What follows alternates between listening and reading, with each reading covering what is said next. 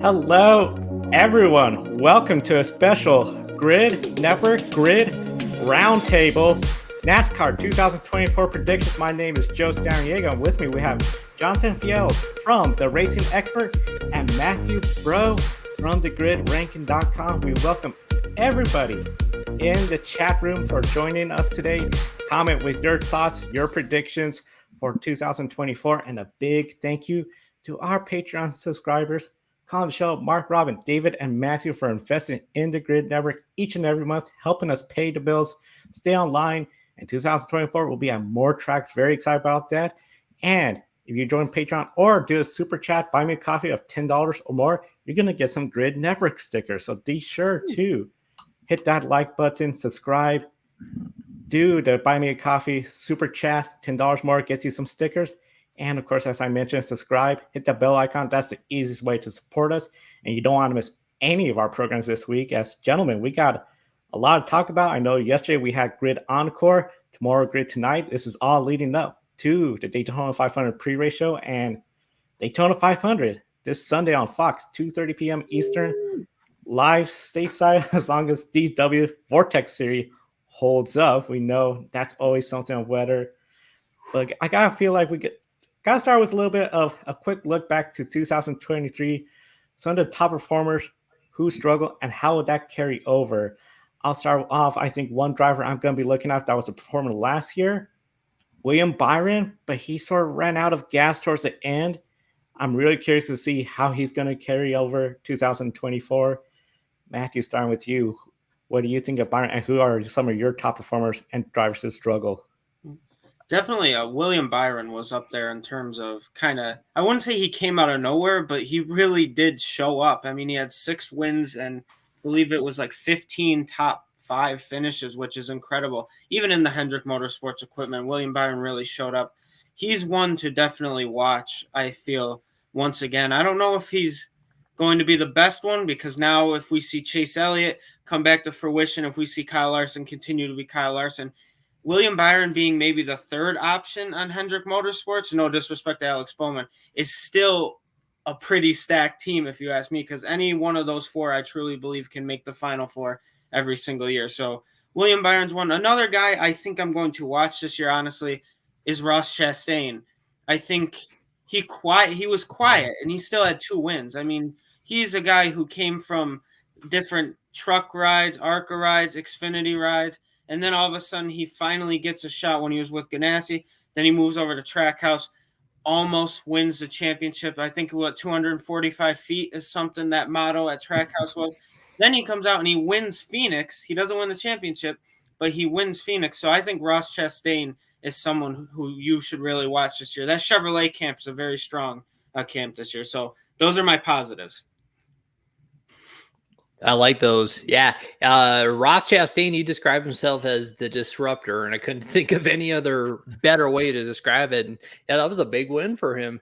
And another driver who I really got my eyes on is Bubba Wallace. I mean, we saw it in the playoffs, how he almost beat Kyle Larson at Texas when he had a really dominant day. I mean, Bubba Wallace had a really good car that day, but Larson had to come from the back. I mean, he stood up to Kyle Larson. That was really impressive. He showed signs that, yes, I can be an elite driver. I can stand up, a first ever top 10 points finish. That's one driver that's out there. One driver that you might not think of, because kind of farther down the points, Corey LaJoie, like early on the season, I think he was like 20th in points or something like that. He didn't get a single DNF last year. He, I think, had like a 21st place average finish. Spire, it seems like they've got like a new injection of, cash and support and a lot of momentum going. Like, I think Corey LaJoie, he might be one to watch. I think I'll save it for a little bit later. We have a section for what I was about to say, but I'll tease that. Corey LaJoie, I gotta be honest, I think that's a sleeper that people have to follow, especially with everything going on over in that team. In the chat room, Alex, Ty Gibbs has to be on the list. He has a sophomore season. I think it's reasonable to expect him to get a win somewhere this year. Jonathan, that sort of brings up a point I know we talked about, other folks does as well. In NASCAR sometimes, sophomore season, really great, or you get the sophomore jinx, and it just seems that sophomore slump comes in. I think Tony Stewart even had a little bit of a sophomore slump after an impressive rookie season. We got multiple wins. Starting with you, Ty Gibbs, do you think we're going to see him improve or potentially that sophomore slump?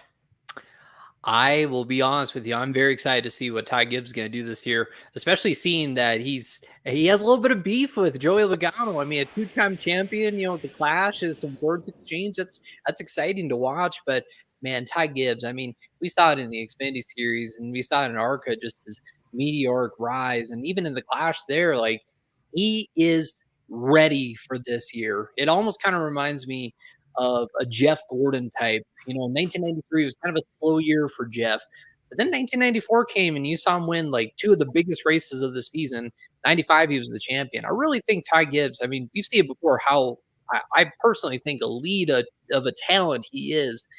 How he does this season is going to be so interesting to watch. I think it's going to be a big learning year because I think last year was just kind of rubbing off that like sting of sorts, from the Xfinity Series and just trying to, stay quiet, learn, be methodical. But this season, I think he's got a little more room to grow or room to maneuver, I should say.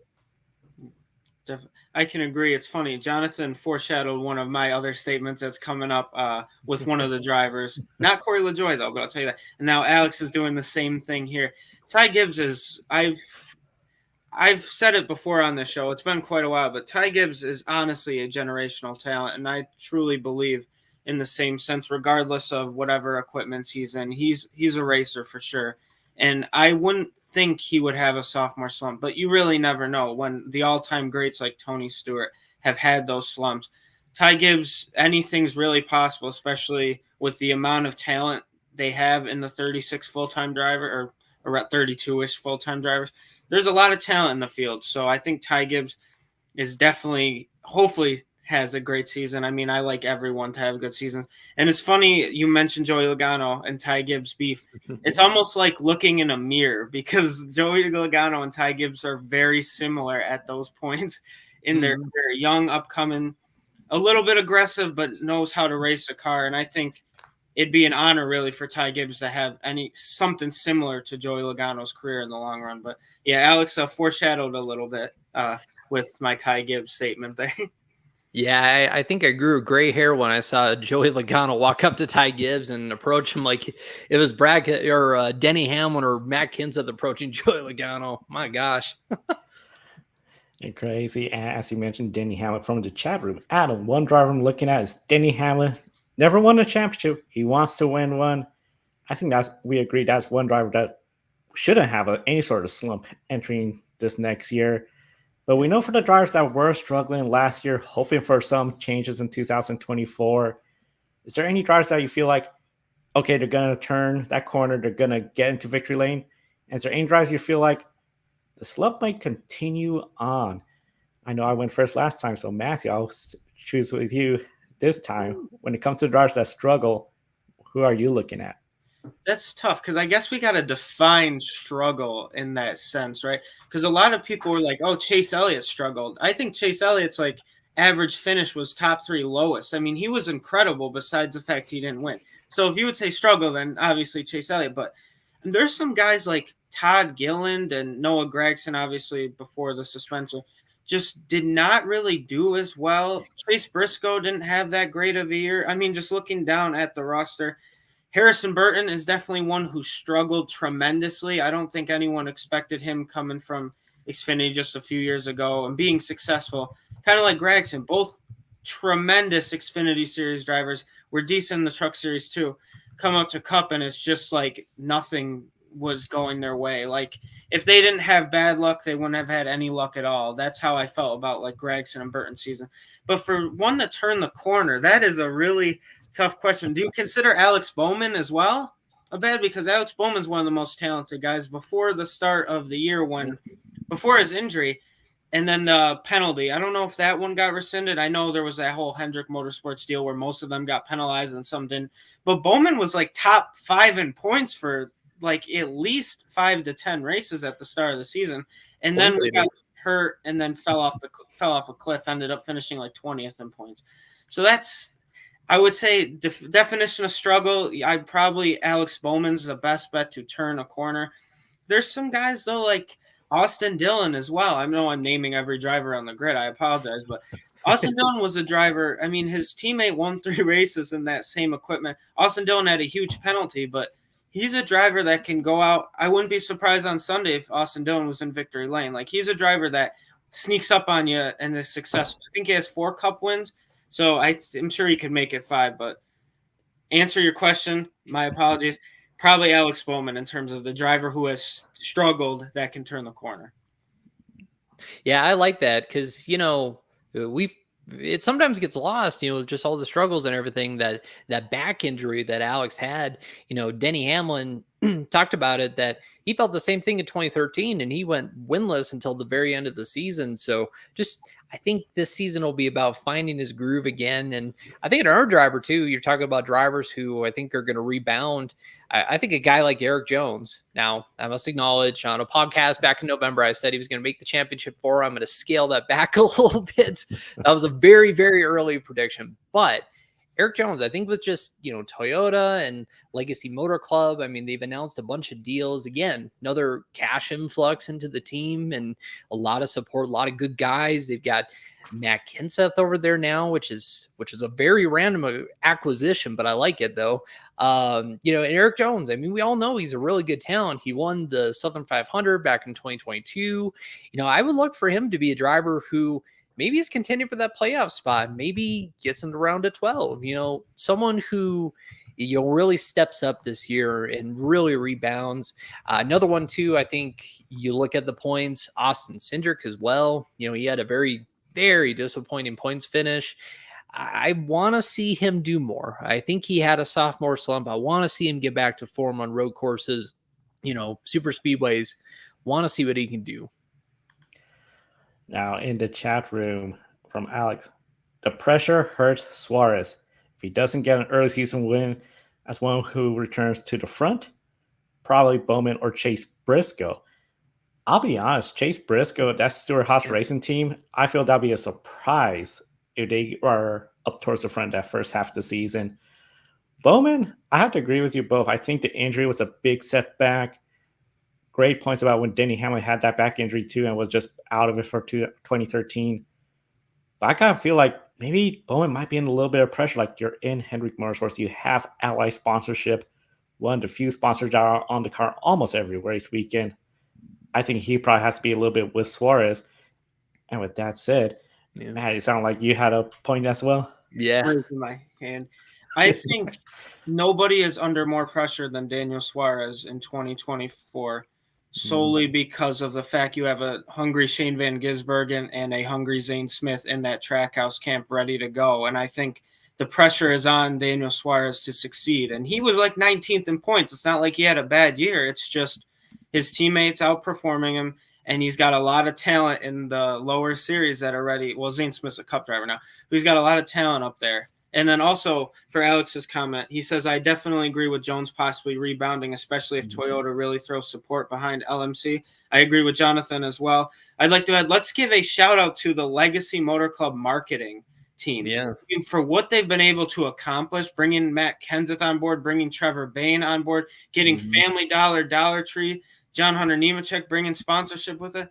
From a marketing perspective, that's incredible to see. So really shout out to Legacy Motor Club on that one. And not just Family Dollar, but like a whole season sponsorship. Like, they're going to be on one of their cars in every single race. And that is super rare in this day and age of NASCAR. Super rare. And then I think even it was Advent Health made the switch over to Legacy. So that's a big one as well. Yeah, from Trackhouse. I mean, it's really interesting to see what Legacy's going to do. I think that team, considering the struggles they have to be the team with the most hope of rebounding on up. And we see Ben look for Legacy Motor Club. I always want to call it Motor Coach for some reason. I'm just to be the most improved team from 2023 to 2024. But that said, too, as I mentioned, Stewart-Haas Racing, I think there's going to be one team that struggle. Do you all agree or disagree with the idea that Stewart-Haas might still be in trouble? Jonathan, I'm going to throw that question to you. It's that's interesting. Yeah, I think it all boils down to how this new Ford performs because man, one of their weak points was on the intermediate tracks. I mean, we saw, SHR, like the Coca-Cola 600 was just an absolute disaster for, some of their teams and their performance. Like how is the new Ford going to benefit them? Looking at it early on, I think they've definitely got the talent. They've got Josh Berry, they've got Chase Briscoe, Ryan Preece, and Noah Gragson. They've got the talent, but it's just they have to get the internal parts together. You can't have any big mistakes like they had in the 600. You have to get your hands on this Ford right away. I'm not going to, this is another thing I'm happy you guys are mentioning. I'm not going to say too much because of what we're mentioning later. One of those may or may not have to do with Stewart-Haas Racing, but I think they got a lot of talent. Just the talent, I'm going to say, hasn't been there yet in the Cup Series. I mean, Chase Briscoe's obviously won. It did very well. He's a great Phoenix driver as well. So come championship time, if he's there, he'd be a threat. Noah Gragson, phenomenal Xfinity driver, really kicked butt. It would have been 2022. Josh Berry didn't do as well last year, but incredible driver as well. And then Ryan Preece is a very sneaky driver. Like, you don't think he's going to do anything, and then boom, remember he got the pole. Where was it? Martinsville, Richmond? It was a short. Martinsville. It was Martinsville, where he just led the first 100 plus lap. I mean, that's quiet. And he's won some truck races, one of the best wheel and modified drivers out there when he gets in the car. They got a lot of talent on that team. It's just all the talent they have shown so far has been in every series but the Cup Series for those specific drivers. So it's going to be an interesting one to see. They can either do really good or really bad. For the sake of the team, since their lack of success these past couple of years, I hope they do good, but it's just something we'll have to revisit in November, right? That's how it'll go. Yeah.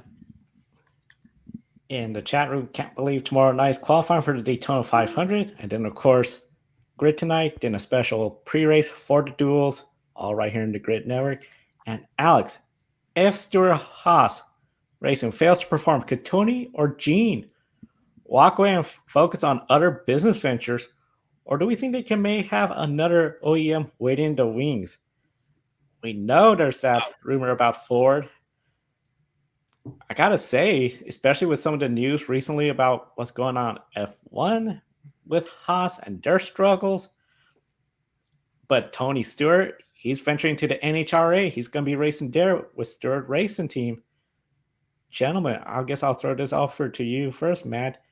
Could there be a potential, maybe a split in ownership, or maybe the team just completely changed identities? Absolutely. I think definitely, I really think in Tony Stewart's case, we were all talking about it last year. We didn't know if he was going to leave Chevrolet or leave Ford to go back to Chevrolet. But then you see their videos where they always block out the Chevy logo. I always found that amusing. But in terms of what we saw with Formula One just less than a month ago, right? I believe with everything going on there with Haas and stuff like that, I wouldn't be surprised if Tony Stewart was just like, I'm selling two of my charters.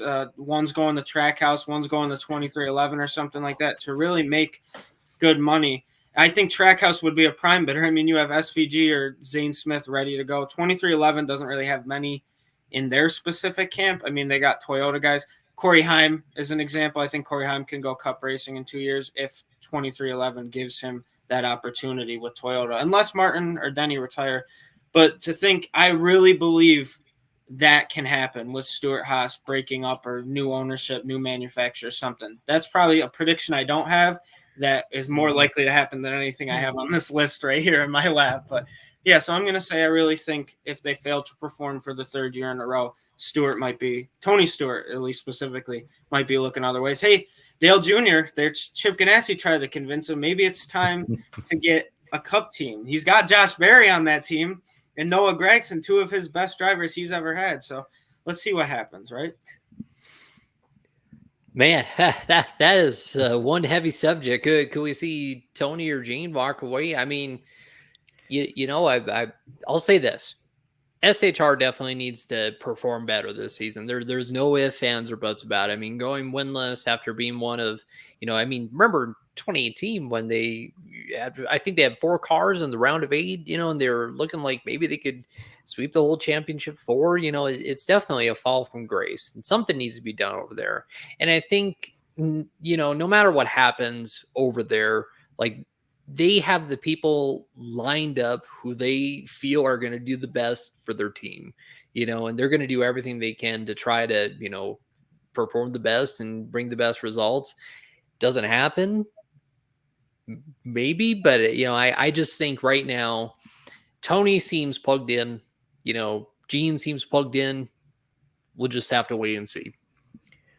Wait and see, and I think the sponsorship will be a big key as well too. Alex, maybe Stewart Haas Racing sell a Charger Spire, and that becomes the Dale Jr. car within the team. That'll be really interesting. We know there's always rumor about Junior Motorsports coming to Cup. We'll be following that. Now, we encourage everyone to chat and participate in this part, because this is where we're going to make our predictions for 2024. So overall, let's go start it off with who will be the breakout driver. Let's see. Let's go ahead with Jonathan first this time. When it comes to breakouts, who are your drivers to watch? Ooh, all right. Well, we mentioned one guy already. I think Ty Gibbs, I think, is an inevitable breakout driver. I think he's destined for that.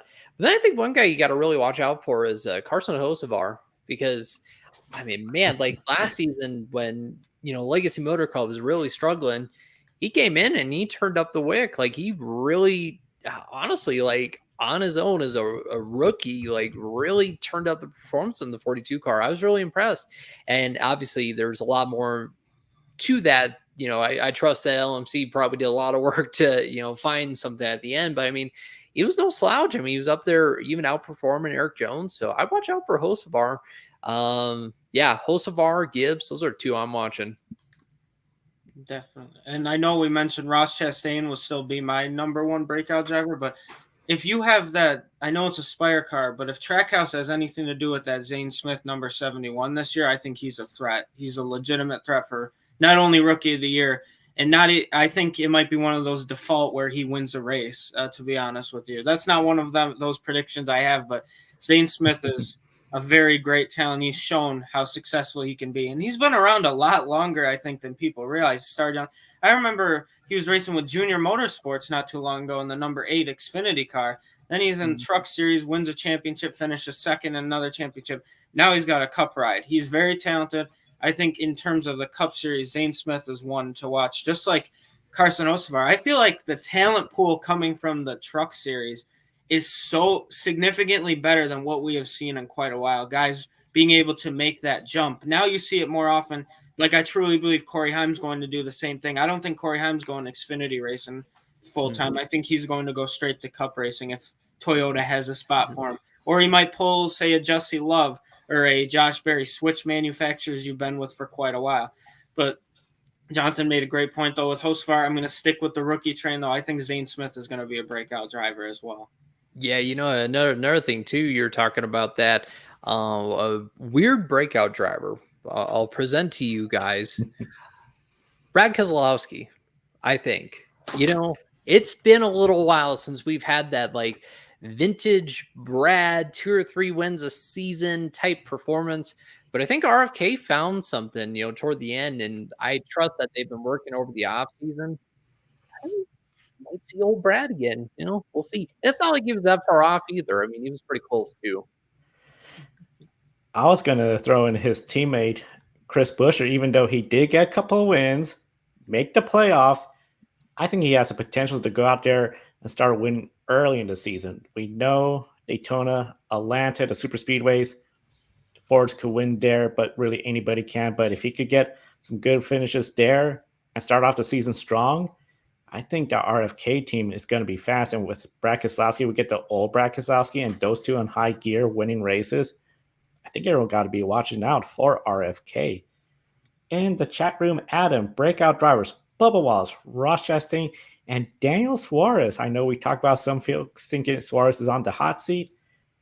Could he excel in the hot seat? He thinks all 3 can get wins. Another driver I'm thinking of that could be a potential breakout, and it almost feels weird to say it'll be a breakout considering he has won the Daytona 500, but nothing since then. Austin Cindric in that number 2 Penske team. I think really now this is the third year he's getting to the higher number of starts. I think he's going to start turning the page, get a win. It might be on a super speedway, but in the playoffs, I think he will not be eliminating that first round or the second round. I think he could make a far playoff run with those tracks on the playoffs. That said, now, who may disappoint in 2024? Matthew, I'm looking at you. Who you're thinking are going to be the disappointments? I think that's tough versus who I really think or who I would shock me. So in terms of, we were talking about Chris Buescher, I don't think he's going to disappoint, but at the same time, it worries me because of what happened with Alex Bowman a few years ago, winning 4 races out of nowhere and then just not performing anywhere near that. I'm worried that Chris Buescher might have that happen. Do I think it's going to happen? Absolutely not. But it just worries me a little bit. I'm really worried about is definitely, there's two. The same that I mentioned earlier in the Ford camp with Noah Gragson and Harrison Burton. I just think that they just have not shown what I believe they're truly capable of. I mean, the Wood brothers haven't been as great. I mean, Matt DiBenedetto did a really good job with them, put him in the playoffs. Ryan Blaney's their last winner. Correct me if I'm wrong, but I'm pretty sure. But they're at number 99. It's like they got to get one win to hit 100 in the Cup Series. And I don't know if it's going to be Harrison Burton.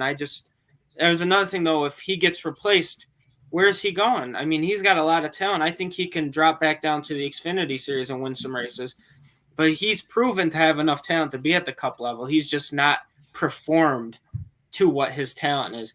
And then same with Noah Gragson. I mean, it would have shocked me if you told me at the end of it would have been the 2022 season that Noah Gragson gets a ride and just has one of the worst rookie seasons we've arguably seen in quite a while. He really did, I think, worse than Ty Dillon did in that same equipment the year prior. And that's no offense to Ty Dillon. Ty Dillon's a wonderful guy, very nice guy. I heard one of the nicest guys in the garage too. But the talent in that car that he just didn't perform, and then Noah Gragson, I believe, did worse. So part of me worries for John Hunter Nemechek too. But new manufacturer, new rebranding, we'll see what happens. But Gragson and Burton are the two that I wouldn't be surprised if they were disappointing. But it's like they got the talent, dude. It's like, come on, you just sneak one, get a Daytona Talladega win or something for those two. They need it for their confidence. Man, that's what makes NASCAR Cup Series fun. It's probably the most talented field we've seen in quite a while, and that's not taking away from any driver in a history sport or last decade or anything like that. My driver for most disappointing, you're going to find this interesting. I wonder about Kyle Busch. He had some good results toward the end of the season, but it felt like that momentum that he had coming out of the gate, starting strong. I don't need Joe Gibbs Racing. I got my own identity over here at Richard Childress Racing. It felt like it kind of fell flat toward the end of the season. I mean, even in the final race, he finished one lap down, 25th. Martinsville struggled, 27th. Homestead struggled a little bit. Had a couple top 5 finishes, but it's just like, excuse me. It's just like, with the Fords and the Toyotas, if their cars are able to pick up their performance, there's going to have to be some teams that fall by the wayside. And I just wonder, and I know that RCR's got a lot of good things going on with their organization. They've signed a lot of partners. They've made a lot of really good internal changes, but I don't know. I just feel like, and also too, just with where Kyle Busch is at his career. I mean, obviously still talented, still top 5 driver, still top 10, but it kind of is getting to that point in his career, where a lot of drivers start to kind of lose their momentum a little bit, so I'm curious. I think Kyle Busch might be one to watch closely. I would have to agree with the idea of Kyle Busch because he started off, as you said, all the momentum seems to be going, and then just deflated just by the end of the season. It was like not much of a factor. He did get another top 3 finish, another podium at the Busch Light Clash. So it's going to be really interesting to see what Kyle Busch does. Harrison Burton, he's easily on my list as well, too, as disappointments. They got alliance with Penske. something's just not right going on with that team. And 3 years, I think they got to start questioning, okay, what else can we change? And might be the driver.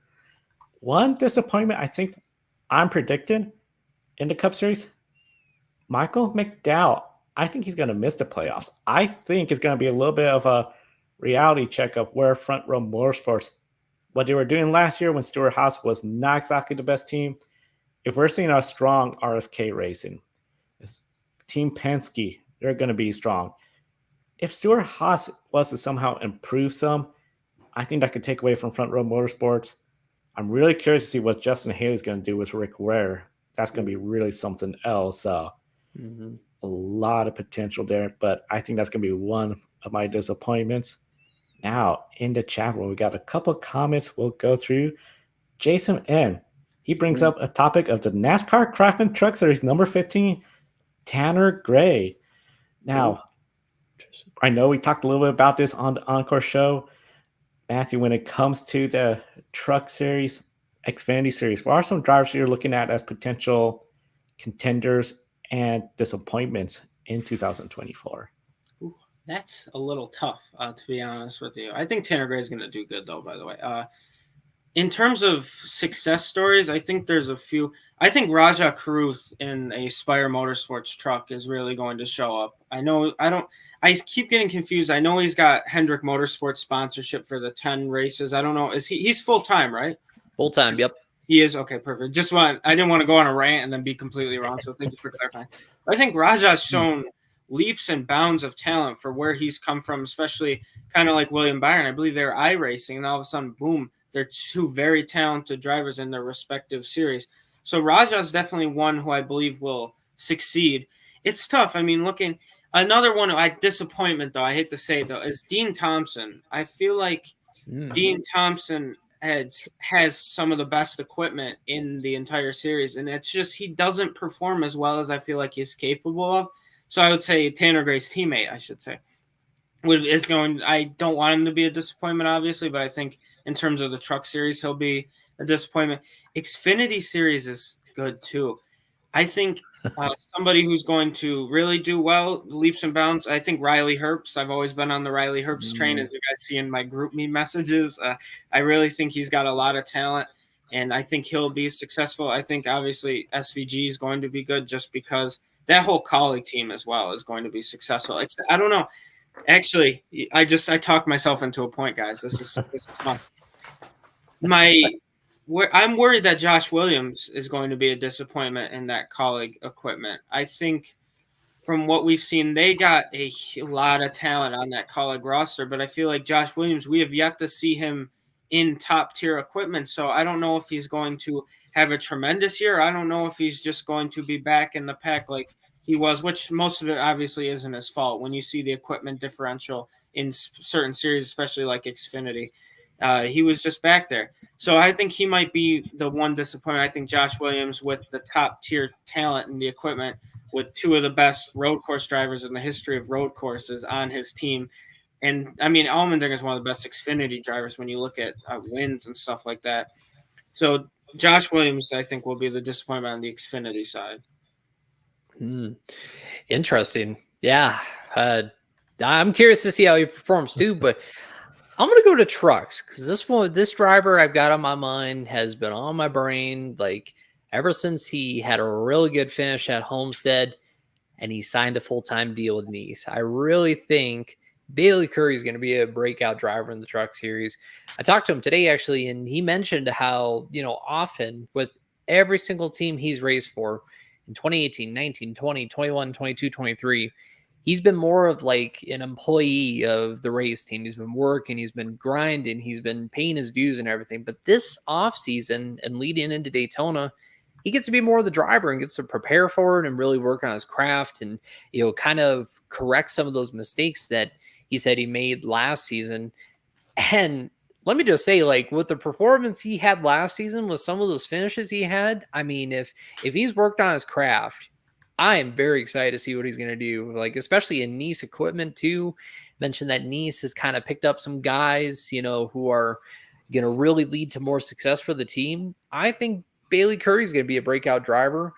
Another breakout driver. I like what you said about Riley Herbst, Matthew. I'm on the Riley Herbst train. I really think, I mean, he sold me with his enthusiasm after the Vegas. He came to the press conference or the media center room, and he's hooting and hollering, all excited. He's like, Riley Herbst, you thought that couldn't happen? This is what, and then he went and he performed at Homestead. I mean, the momentum is just radiating off him, and I think it's going to be palpable behind the wheel.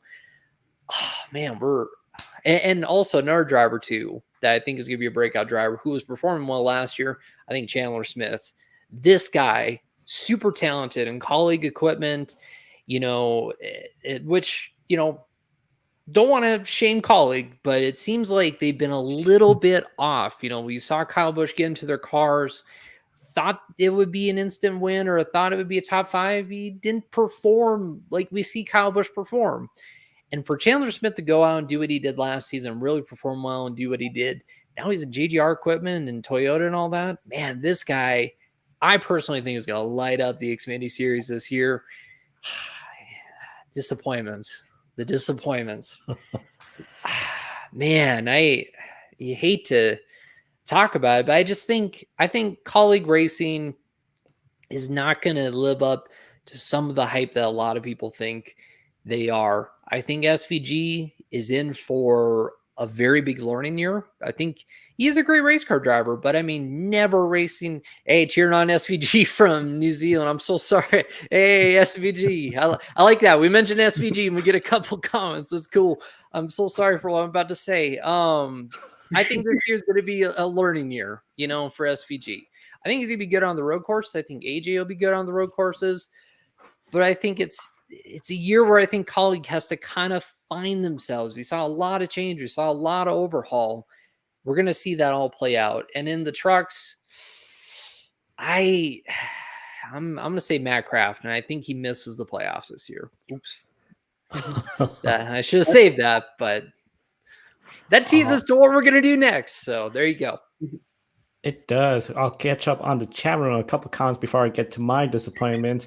How dare you bash Kyle Busch? And of course, then we got the SVG comment. Alex thinks Kyle Busch also a down year as well. Alex, I think it's almost impossible to predict Truck Series since it's so crazy. But Bredinger may have a breakout year. Tony Bredinger, he's going to be there. Ty Dillon may be a bit of disappointment if things don't go his way. Adam, contenders in the Xfinity Series. SVG, Allgaier, Sam Mayer plus Truck Series, Grant Enfinger, Roger Cruz, Dean Thompson, and Ben. Colleague will own the road courses with SVG and AJ. Beyond that, may have a lost step, and Craftsman will sneak into the playoffs as a 9 or 10 seed. So it's going to be really interesting. Alex, also Chandler Smith will be the biggest contender for a breakout start. I think Austin Hill may be a disappointment. Yeah. That's going to be interesting. Everyone's anticipating him to be a favorite. We talked about it. He's a favorite for Daytona. Of course, Daytona could get in the big crash and you're out of it, but wouldn't that be something if he does not make it in at the end? He has to win the title this year. They ran a great driver anyway, too, and Alex supports him. For me, I think in the Truck Series, I'm looking at Ty Dillon as actually somebody that's going to break out. This is the series he started, of course, but he's now the more veteran driver. Redemption, I think he could make something happen. Grant Enfinger, considering he's with a new team, I was thinking he could be a driver that might be struggling as just joined with his new team after he was so close at Phoenix. I don't think we need to get into details what happened in Phoenix, but I think that's going to be a driver to struggle. And then over in the Xfinity Series, I think Parker Kligerman, that's a driver I think everyone got to be watching for, I think. After last year, I think he's going to finally break through, get into victory lane. I think that's going to be great for him. One driver I'm thinking, he also already under pressure, in my opinion, because of how nasty his departure from Richard Childress Racing is. Yes, I'm talking about him. Now he's with Joe Gibbs Racing. We really got to see something good from essentially Sheldon Creed. And I believe he's the 18 car in this year. He has to perform, because if he doesn't perform, worse, if he gets beat by Austin Hill and doesn't make the playoffs, I think a lot of people are going to be like, okay, maybe what was said of Martinsville wasn't exactly all made up. So I think he's under some pressure already. Go ahead. Yeah, Matt's got a thought, I think. Back when we were in school, however many years ago. I wonder, this is pretty much a question for the chat room. Do you guys think Jesse Love or Sheldon Creed's going to do better this year in terms of one went from Toyota to Chevrolet, the other went from Chevrolet to Toyota? That's a tough one. I feel like none of us are mentioning Jesse Love. He obviously dominated in ARCA, but making that jump to Xfinity, what's going to happen? So I think that's going to be fascinating. I don't have an opinion on it, to be honest with you, but I really think that's going to be a fun battle to watch between those two. I think Jesse Love is a little bit like SVG. I mean, maybe not as much, obviously, because SVG's like never raced on an oval before. It's a lot different, but I think there's a learning curve there. With Jesse Love had a great season in NARCA, but I think with his starts in trucks, he was a little quiet. Like before we saw Ty Gibbs break into the Xfinity Series, we saw Ty Gibbs go out and win in his debut, before he won the title in 22, of course. But Jesse Love, I think, has been a little quiet. I think this season is going to kind of be one to get his feet underneath him.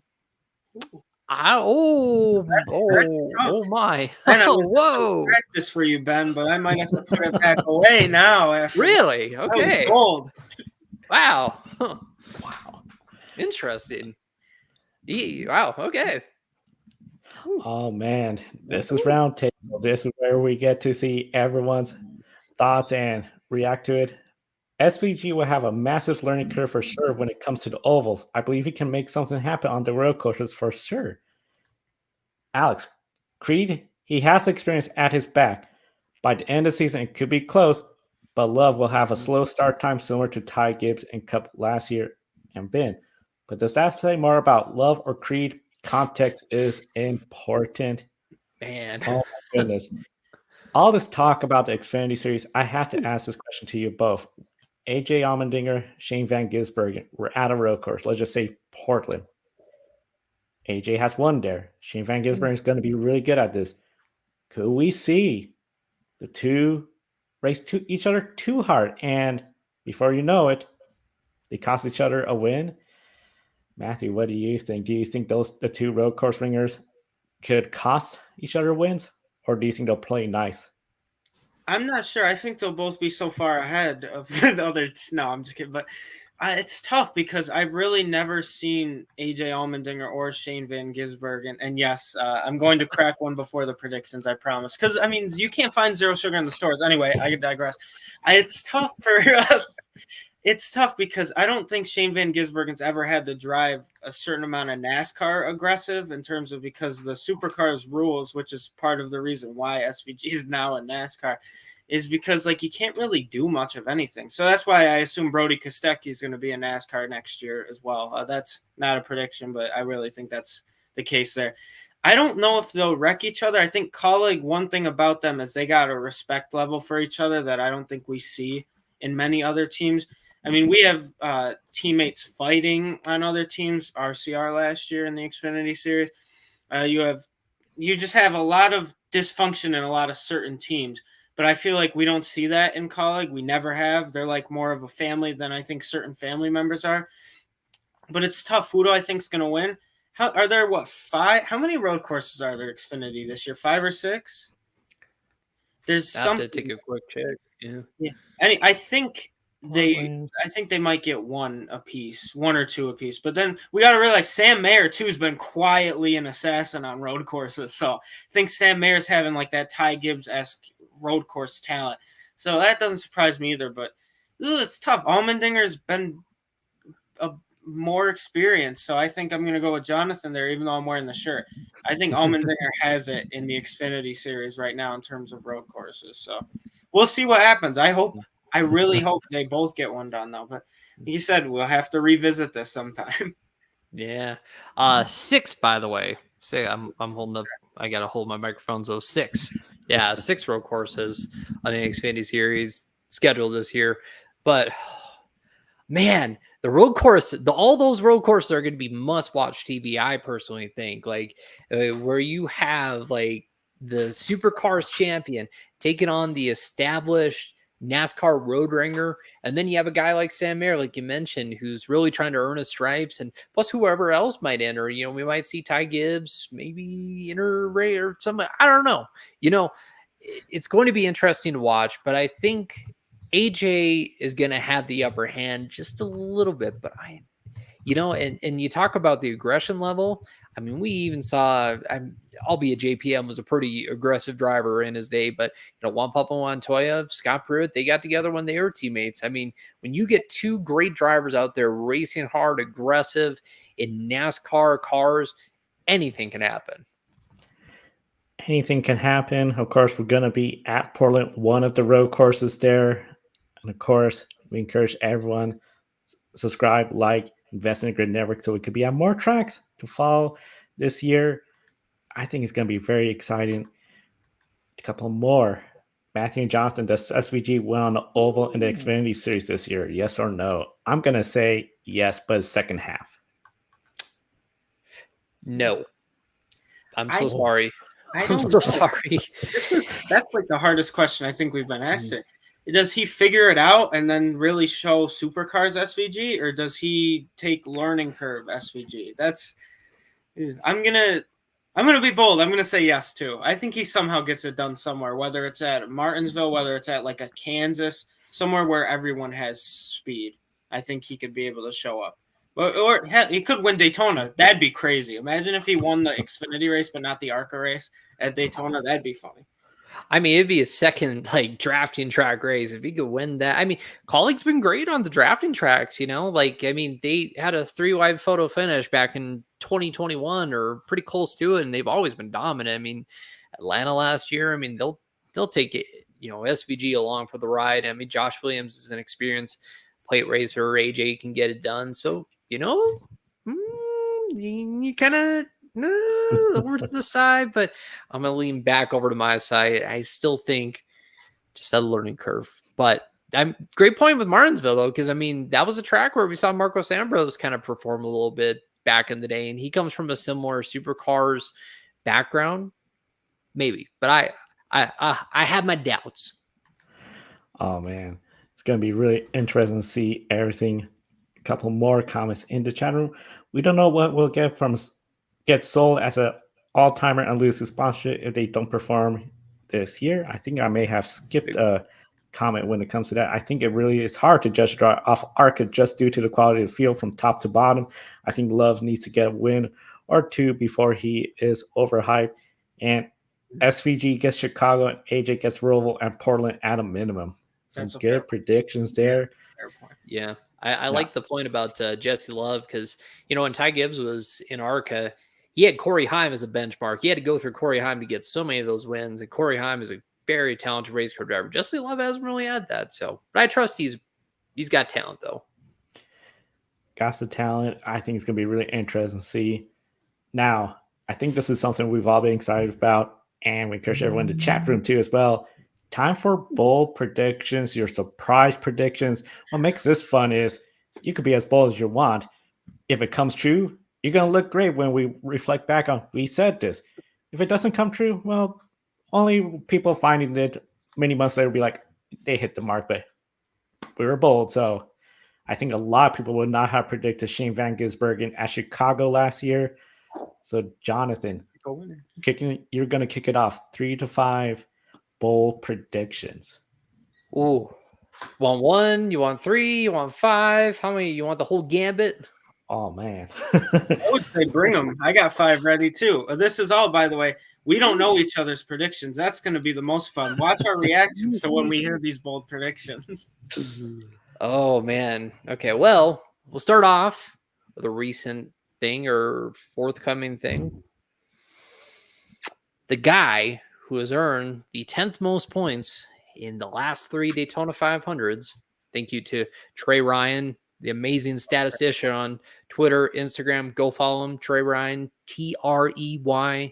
Want to make sure we get that plug in there.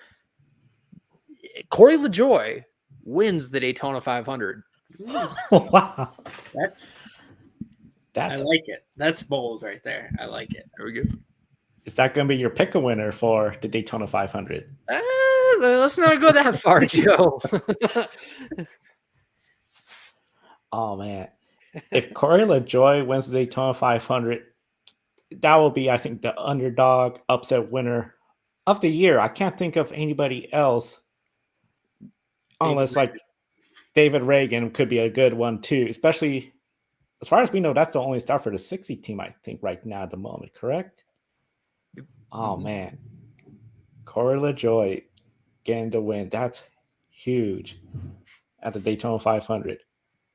Matthew, let's throw it to you. What's a bold prediction you have? I gotta crack the Baja Blast for this one because I'm about to start talking real quick. Oh man. Here we go.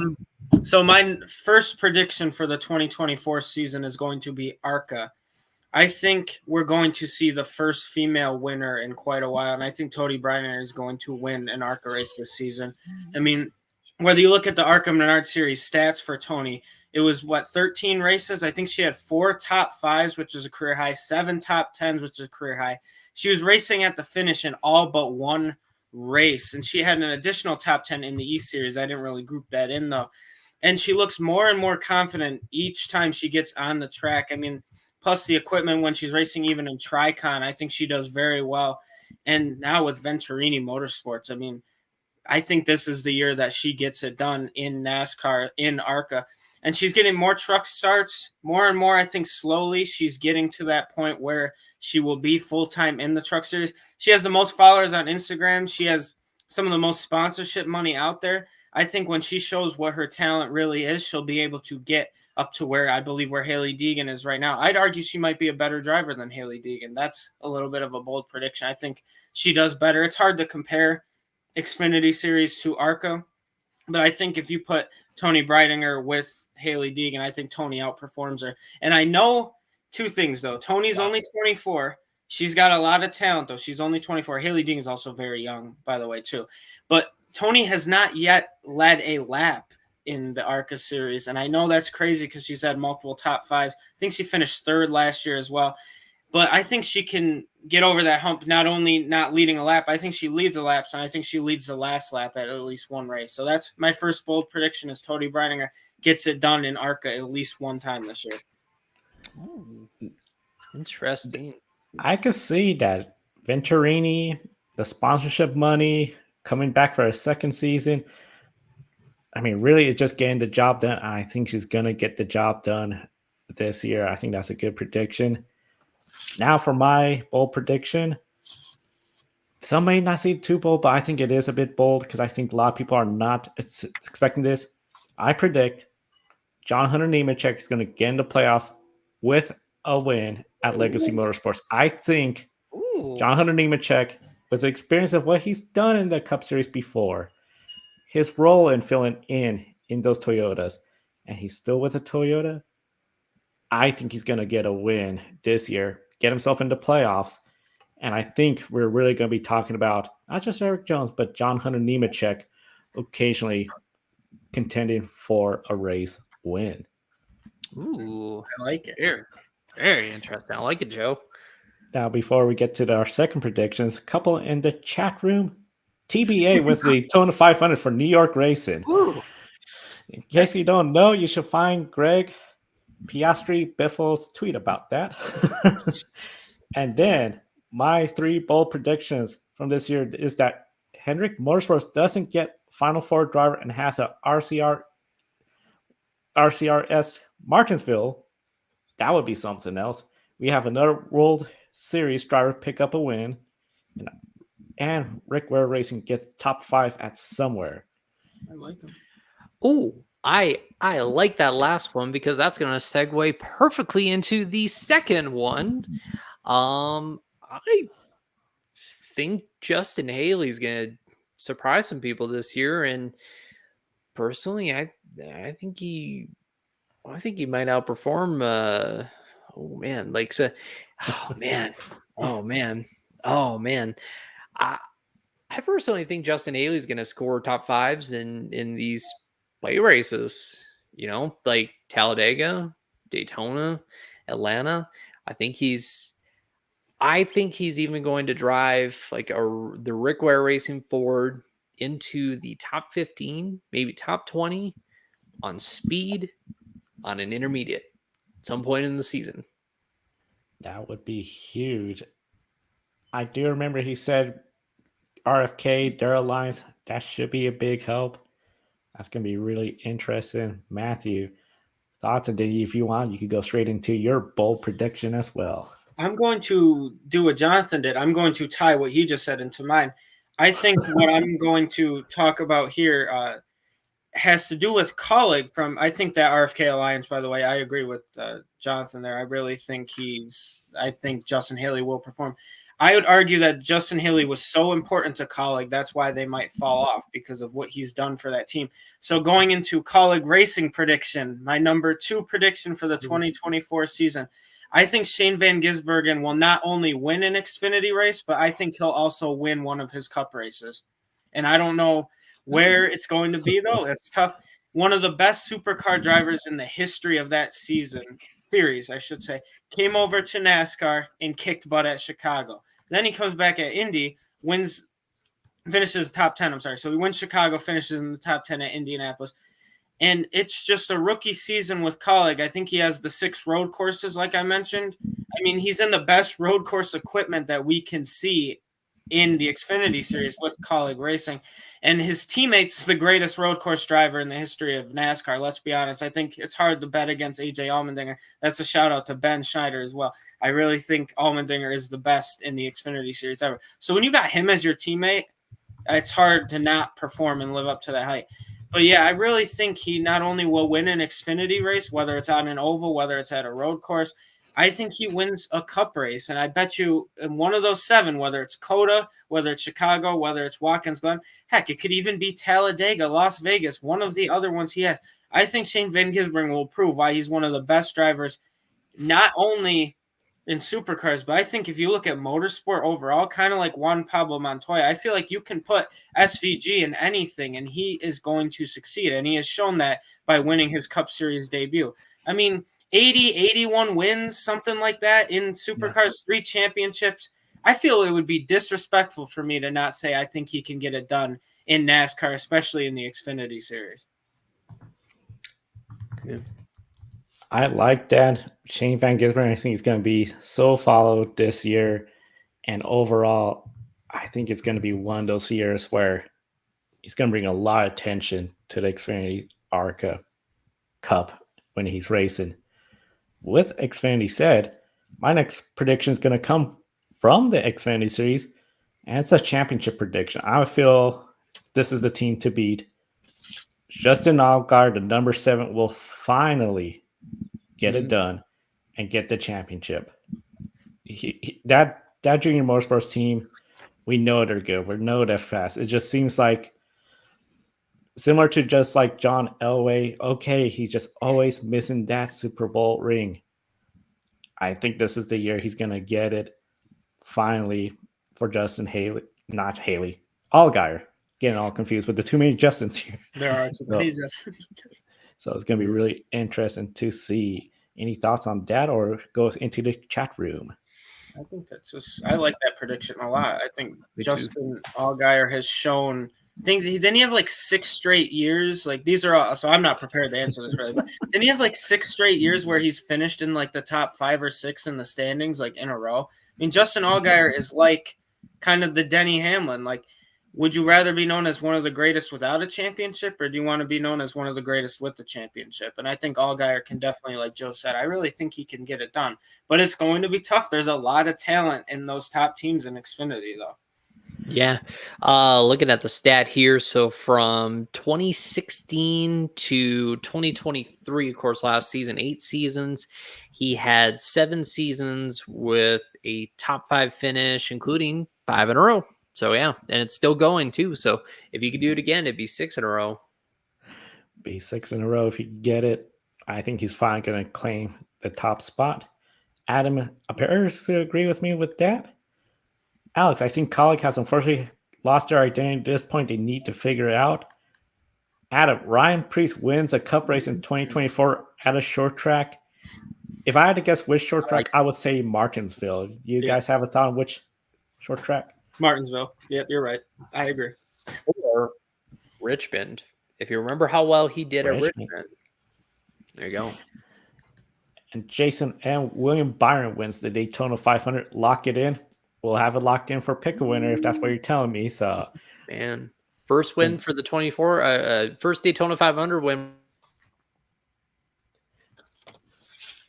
Yeah, it'd be really interesting to see. I don't know if the internet has maybe cut out on Jonathan, so we'll give it a second, but definitely. Oh, looks like you're back, Jonathan. Perfect. So it was a little frozen. You want to get into your next prediction? Ooh, next prediction. Well, I think that Toyota is going to sweep the championships this year. That's my thoughts. I like that. That's yeah. I think you look at Corey Heim, how strong he is right now, how strong Tricon is. You look at Chandler Smith. I've already talked up a storm about him. You look at someone like Denny Hamlin, who is just chipping away. Guy like Ty Gibbs, their talent pool is deep. So I say they take all 3 championships. That's great. That's very bold. It could happen. I mean, we've seen Ford essentially do that with this year with Blaney. We had Rhodes and Cole Custer, Stone Cold Custer, as we found out in Phoenix. Matthew, do you have any Stone Cold bold predictions coming? It's tough. I think, Jonathan, like you might have looked at my reaction. I think that's a great bold prediction. I really do think it is. Corey Heim, I can't wait for the day I can stop saying Corey Heim's a future champion because I know he's going to get it. I know it's almost a when. Yeah, exactly. It's Heim time, baby. When's it going to happen? I think it's going to happen this year in truck. So it's tough. I don't know where to segue with that. Should I give you because I got a couple more. I'm going to stay with Cup Series championship. I think this is Denny Hamlin's year to win it all, but I don't know how he gets it done. I really don't. Just because of one thing, he dominated the Clash. He's won 2 races in each of the last 5 seasons. He seems as confident as you've ever seen Denny Hamlin. And a confident Denny Hamlin is a scary Denny Hamlin. 51 Cup races. But it's tough. Like I said earlier in regards to Justin Allgaier, when are we finally going to say he's one of the best or the best ever to not win a championship for him to become one of the best with a championship? And the issue, I think, is because Denny Hamlin, now he's missed the Final Four 2 years in a row after having really great seasons. And one thing is and they were both by a few points. I know Chastain only beat him by a few, and then I know William Byron only beat him by a few. My issue is actually with the manufacturer. Toyota is just not good at Phoenix in the Cup Series since the next gen era. I don't know why. Shout out, this is another Trey Ryan 99 stat. If you follow anything on gridranking.com, a lot of the stats I use in my fun fact about the race from Trey Ryan. I've watched that kid's page grow from 200 followers to over 2,000. He deserves it. I mean, Jonathan mentioned it earlier too. Trey's incredible. And Trey made me realize that Toyota has not led a single lap in the Cup Series at Phoenix. So when the championship race is there, I just don't know how Denny Hamlin will be able to get it done. And then they got a lot of talent, but I'm going to say my Final Four predictions. I think Denny Hamlin's going to make it, though. I think Christopher Bell in the Toyota camp's going to make it. I think Kyle Larson will be the Hendrick representative. And I think Ross Chastain's going to sneak in there. And then if we see anything like Ross Chastain's been at Phoenix, we're going to have a new Cup Series champion next year. So that's my third prediction of 2024. Denny Hamlin, it's his year to win it all, but I don't know how he gets it done. I like that. Toyota will have to lead the last lap to get the championship, especially the sweep. I'm going to stay with the Toyota theme for this round of predictions. My bold prediction, Bubba Wallace is going to get more wins than his teammate Tyler Reddick. I think the competition on the road courses, when you have Shane Van Gisbergen, that's going to take away a winning opportunity from everybody, including Tyler Reddick, who won at COTA. Tyler Reddick seems to be a little bit hit or miss. Bubba Wallace, another year with the same team, same crew, that chemistry. When they're on fire, especially that first half of the year, they seem to be really added. They still got in the playoffs, barely, and then they seem to get something going again. I think they find that next gear. I think they're coming off strong. I don't anticipate Daytona 500 win, but crazier things have happened. We go to Atlanta, another opportunity for something crazy. But then when we get to the mile and a half, the typical intermediate speedways, that team's going to be hard to beat. And I think he will get more wins than Tyler Reddick in 2024. Ooh, That's a good one. I like that. That's like great embodiment of a bold prediction. Like realistic, but like, yeah, I like that. I suppose. Well, that's kind of a good segue into playoff predictions. What do you say? I say so. And before we get into the playoff prediction, get caught up. Denny Hamlin, pole at Daytona. I hope if Shane Van Gisbergen does well this season, that he gets a full-time drive next year with Trackhouse and possibly see the return of Red Bull. I already predict that there is a full-time ride for him waiting. Logano, Chastain, Hamlin, Bell will see Blaine's revenge from last year as he keeps Ross from winning the race and the war as Logano wins another title. Some Ooh, bold I like predictions coming up. Rockingham Speedway comes back to the Cup Series. Rockingham, that track was just people now are seeing the races like, oh, we should bring it back. It's a better state than North Wilkesboro, I will say that, but it will take some work. Now, as Jonathan mentioned, playoff predictions. So we encourage everyone in the chat room, share your playoff predictions. Matthew, I saw you had your hand. Did you have something before? I forgot. Well, no. So I have my other two prediction I have prepared actually tie into the playoffs. So if you don't mind me mentioning them in terms of where we're going to get, I already gave you my final four, so I'm going to tell you a few of the other drivers I think are going to make it. If you want me to go first, I say go first. Yeah, that'll make straight into it. My fourth prediction of 2024, I think there are 4 drivers in the Cup Series that didn't win in 2023 that will win in 2024 and find their way into the playoffs.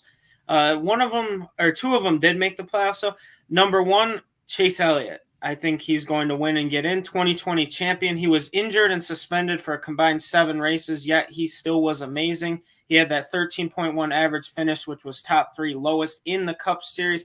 I mean, he won 5 races the year prior, and I'm confident he'll get wins number 19, probably wins number 20 as well.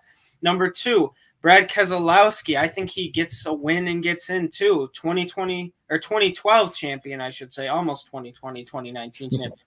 Hasn't won in the next gen era. Unfortunately, the duels do not count, but he hasn't won yet. This Spring Dega race, 2021 is the last time we saw Brad K in victory lane.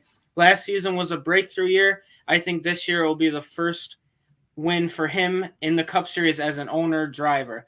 Number 3, Bubba Wallace. I really think Bubba Wallace is going to have a tremendous year. He had the best season of his career in 2023 if you don't count his truck days with KBM 2013, 2014. If we see 2013, 2014 Bubba Wallace, I'd agree with Joe. I think Bubba Wallace would make the round of 8 very easily.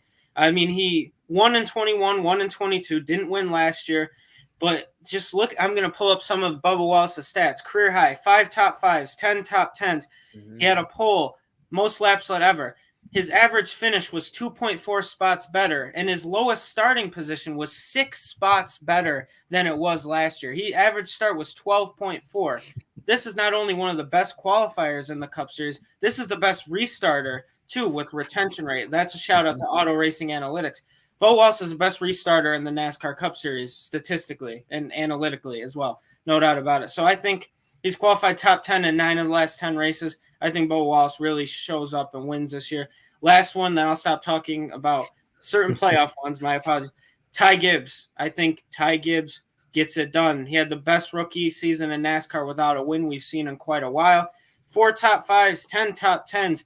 He's ready. The kid's got talent, regardless of what anyone says, whether it's the equipment or not.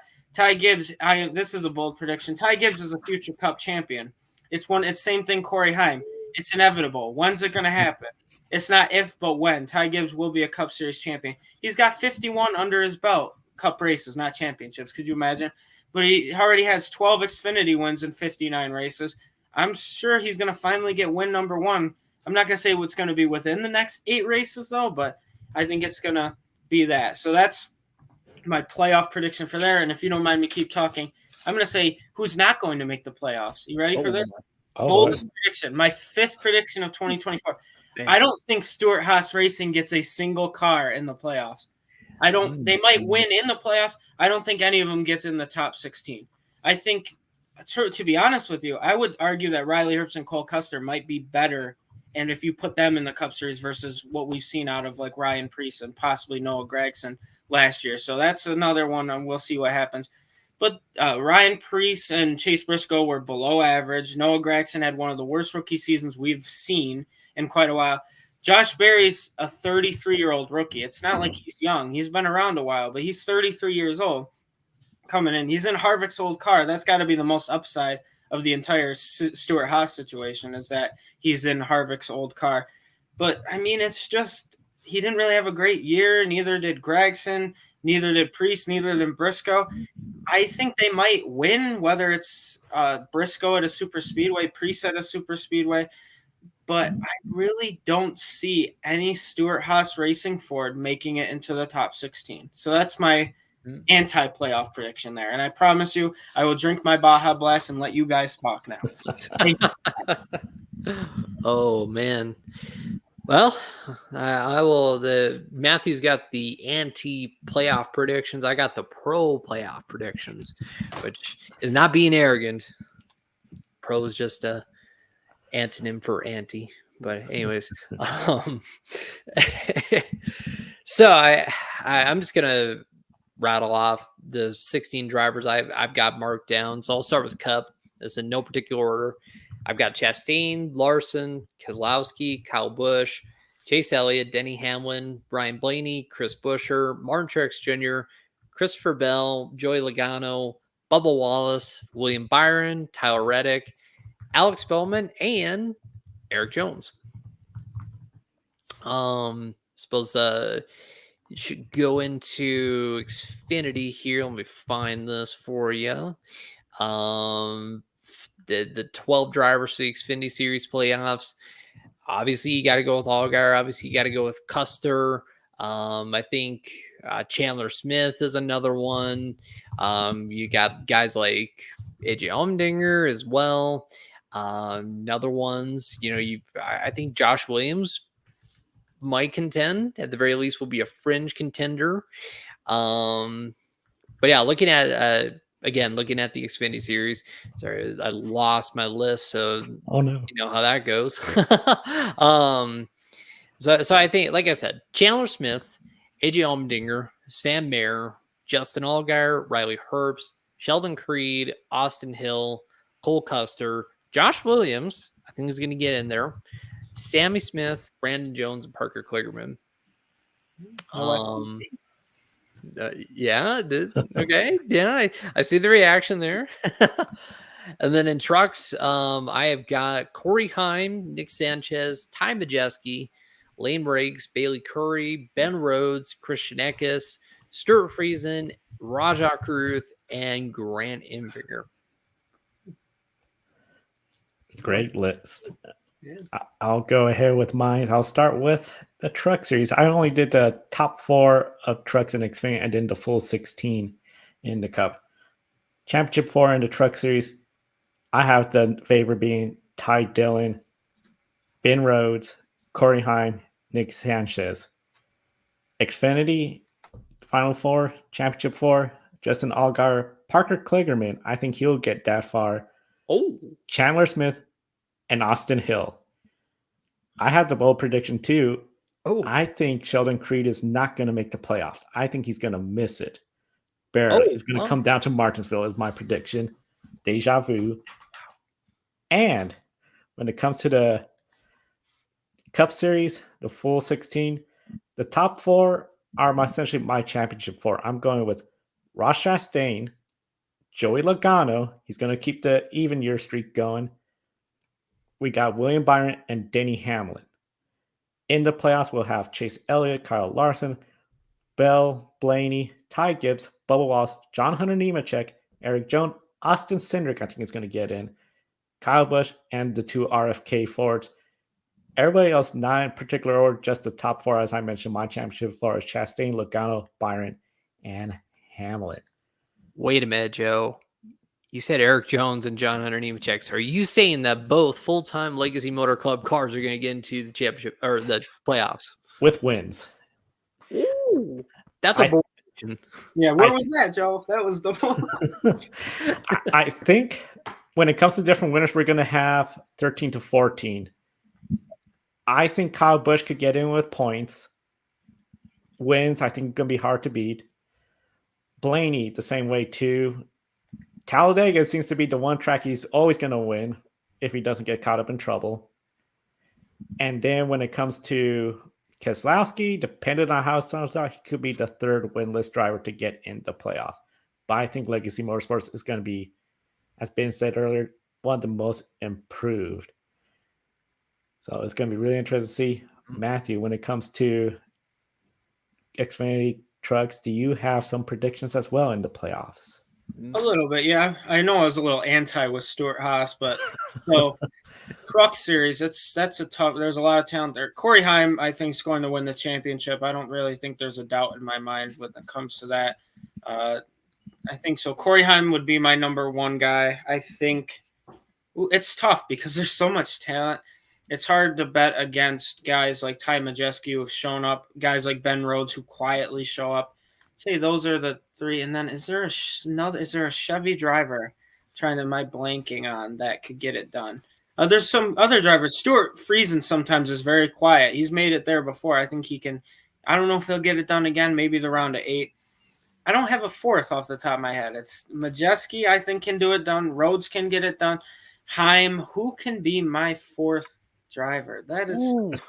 Ooh, you are. Oh my gosh. You said Chevrolet, and I start burning. Nick Sanchez. Yes, thank you. I was blanking. Rev Racing's quick. They're going to be quick no matter what. I think he was with Rev Racing.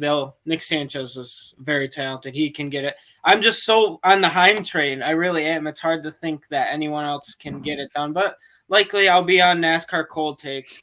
I will be on NASCAR Cold Takes. Please don't clip this because I will. Xfinity, though. Ooh, Cole Custer, once again. Cole Custer is going to be up there. Surprisingly, I don't think a Kaulig car makes it. I don't think one makes the Final Four. Allmendinger is wonderful, but I don't know about that. Custer's going to be there. Allgaier, I think, is going to be there. Oh, it's going to be. I'm going to go with Sam Mayer again, and then my fourth is going to be. Surprisingly, it's not going to be a Gibbs car. I think Riley Herbst makes it into the Final Four. I think he shocks some people. Cole Custer, I said, was going to win 8 races. He didn't, but Jonathan sent something in the chat, Age NASCAR. He's hilarious for that.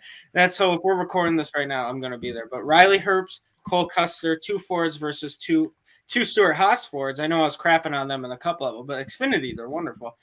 So 2 Stuart Haas Fords versus 2 Junior Motorsports Chevrolets with Allgaier and Sam Mayer. Cup Series, I already said. I think it's going to be Christopher Bell is going to sneak in there for a 3rd year in a row. Kyle Larson's one of the best in NASCAR. He'll sneak in there. Denny Hamlin's going to get there. And I think Ross Chastain, off the top of this isn't going to be Age NASCAR because this is going to be hot takes. Ross Chastain's the 2024 Cup Series champion. Ooh, wow. Okay. Well, y'all gave championship 4 picks. So I'll jump in. I'll say championship 4 in trucks. It's going to be Corey Heim. It's going to be Lane Riggs. I think Lane Riggs makes it to the championship 4 in that 38 truck. Watch out for him. That's all I got to say. Nick Sanchez, like I mentioned, it would be very hypocritical of me to go, oh, man, Nick Sanchez. Oh, man, Nick Sanchez. And then just say he's not going to make it. Of course, I've got to do this every time we mention his name. Heim time. You got the watch. That's even better. Oh, man. And then I think that 4th spot is kind of, I think it's kind of up for grabs because you got guys like Ty Majeski, you got guys like Christian Eckes. I think Christian Eckes gets that 4th spot. Xfinity, I'll just rattle off quickly. Chandler Smith, Sam Mayer, Justin Allgaier.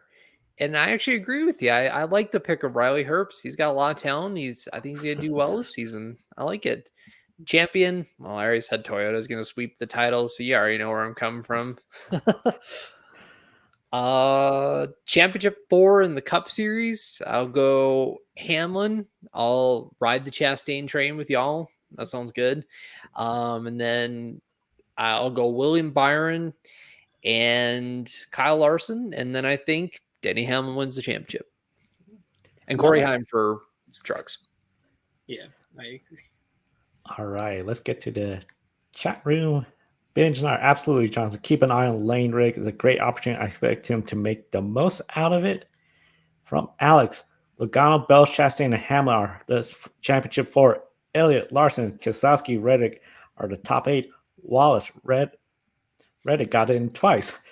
Byron and Blaney are the top 12. Stenhouse in. Wow. Ooh, that's a good one. I feel Stenhouse is going to be one of the drivers I anticipate is going to not win. So if he could get in the top 12, great.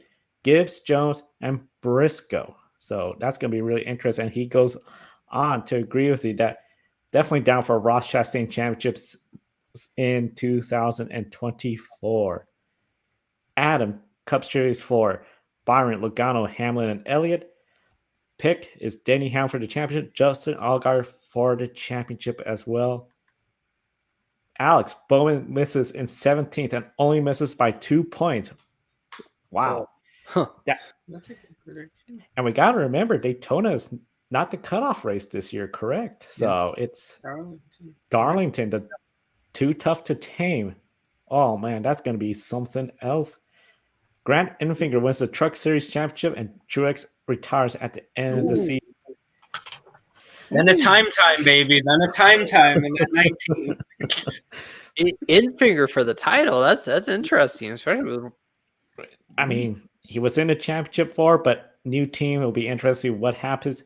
Justin Haley gets the 15th up to 25th in owner points. That would be pretty big. So Brody Kosecki announced he's coming to NASCAR full-time 2025.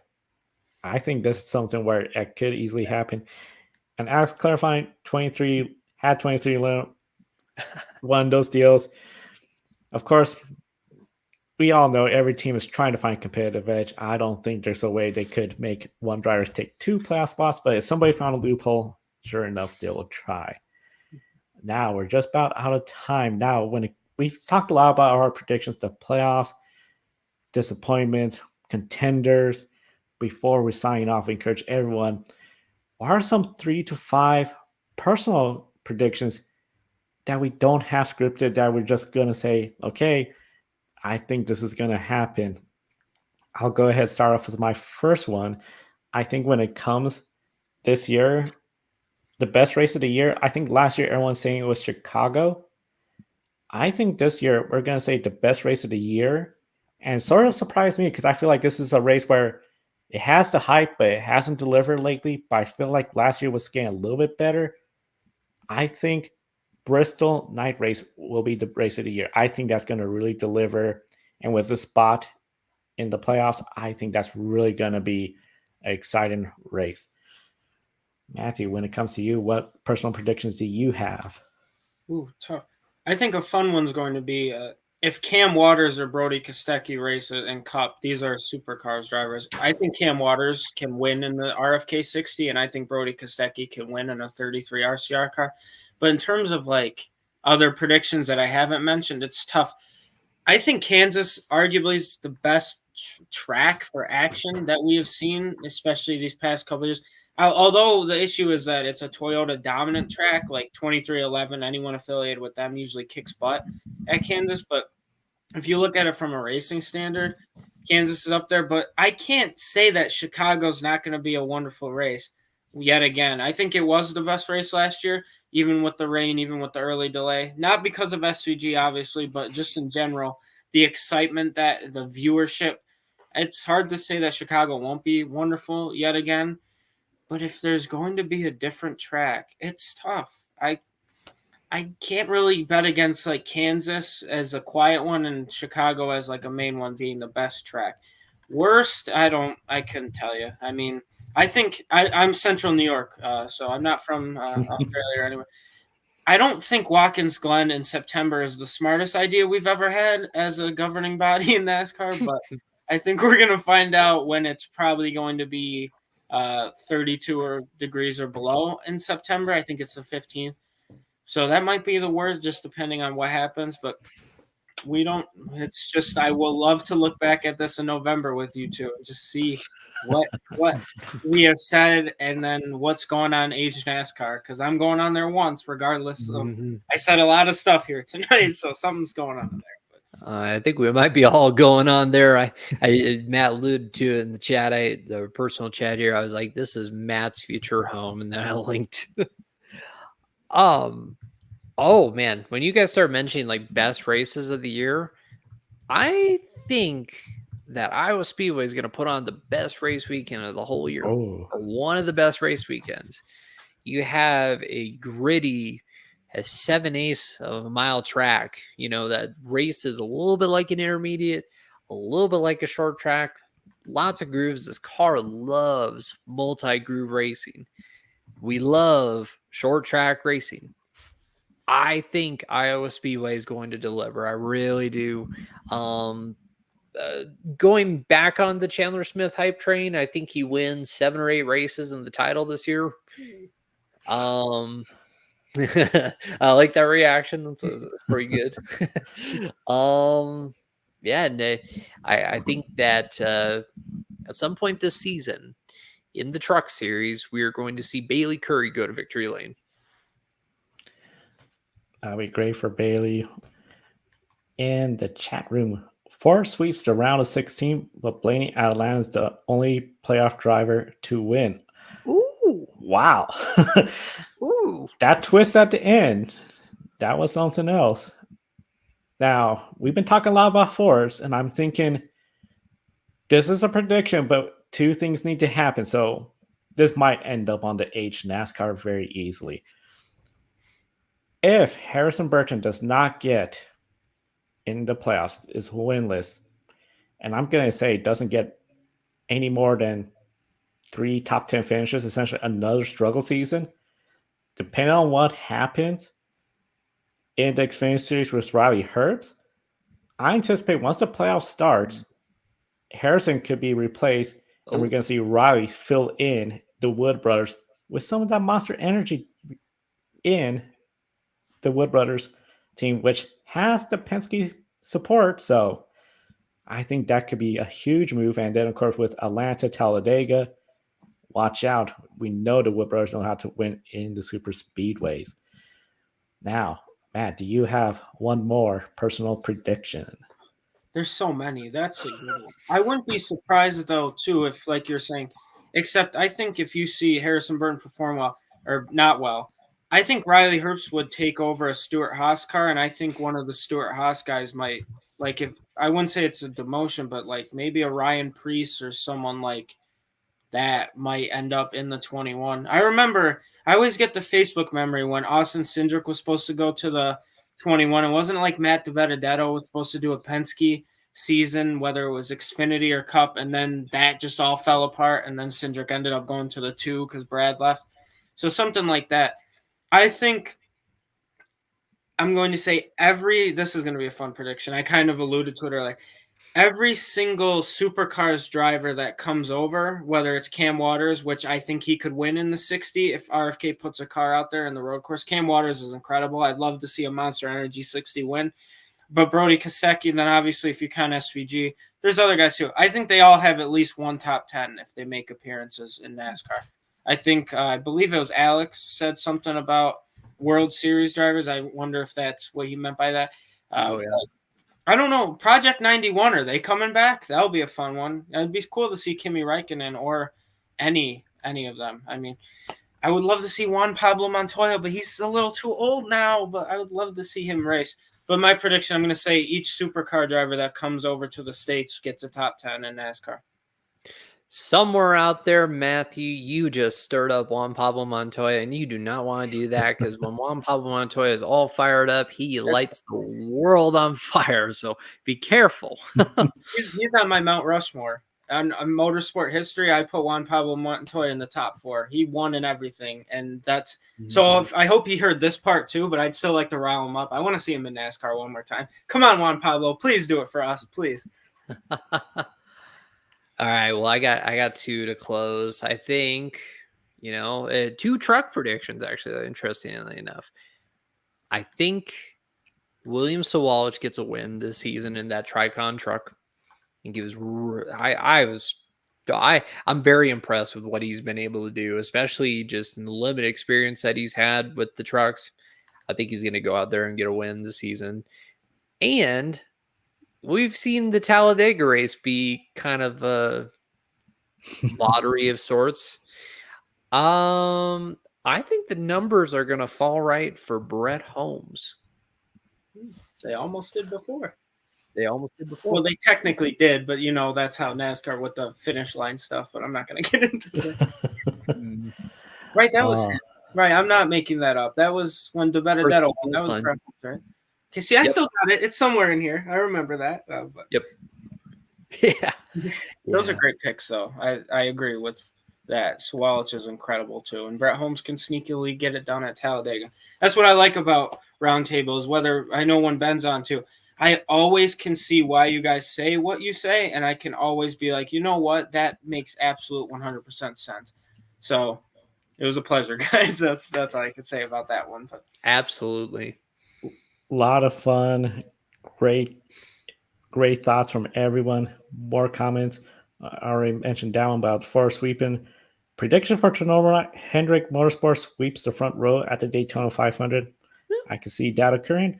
Could we see the Xfinity Series champion also decide if the next driver of the 21 who wins between Custer and Herbst to get to 21? Those are two great Ford drivers. So monster money. Yeah, exactly. And Haas money too, but Haas isn't one. There's not going to be a number 21 Haas unless Ryan Preece gets put over there. But it'll be interesting to see. Summer 500 produces a first-time winner. That's a Ty Gibbs race right there. Yeah. Oh, yeah, there you go. I think that's a race Ty Gibbs can get. Mm-hmm. And that could be a start of something big. And confirming World Series is the Project 91s, etc. drivers. Well, gentlemen, thank you so much for the time. I know we're running out of time. And before we go off the air, a big thank you to our patrons, calling the show, Mark, Rob, and David, and Matthew for investing in the Grid Network each and every month. You two can invest in us. Link in the video description. You can also do Super Chat, buy me a coffee, one-time investment to the Grid Network. You'll get some Grid Network stickers if you get $10 or more. And we just see on right now, so this person is going to be leading the leaderboard. Jason M. has done another buy us a coffee for the SVG shirt for everyone. So again, a shout out there for wearing the SVG shirt. Jason, of course, commented earlier about he's going for SVG. Thank you so much, Jason. You're going to be the leader of the Super Chat and buy me a coffee leaderboard. And of course, tomorrow, Grid Tonight, Kobe, they're going to be on the air with all the latest news. Josh and Matthew, then the Women in Motorsports. Then a couple days break until Sunday, our special Grid Live pre-race show for the Daytona 500. And about 90 minutes after the race, we'll be back on the air to wrap it up. Then Ben's going to be on the air Monday with the Encore show.